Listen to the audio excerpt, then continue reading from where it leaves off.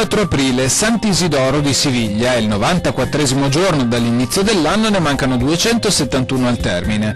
Il sole sorge alle 6:46 e tramonta alle 19:42, la luna si leva alle 6:52 e tramonta alle 18:44.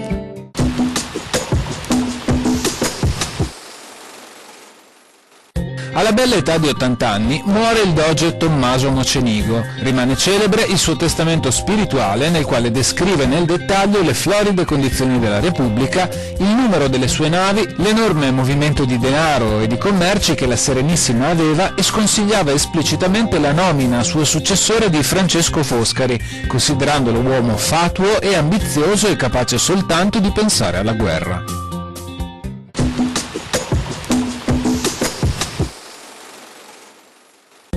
20 birrifici triveneti di scena da domani in fiera a Santa Lucia di Piave per il secondo weekend dell'8ª edizione di Mastro Birraio. Fino al 7 aprile, accanto alle migliori birre del Triveneto, prodotti gastronomici regionali, 30 spettacoli e mostre a tema.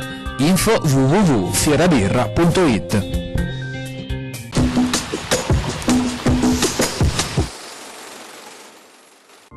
Le previsioni per domani. Residua nuvolosità irregolare fino al primo mattino, quando saranno ancora possibili delle precipitazioni anche a carattere di rovescio, specie sulle zone orientali, con limite della neve intorno ai 900-1000 metri. In seguito nuvolosità in diminuzione fino a cielo sereno o poco nuvoloso a partire da ovest.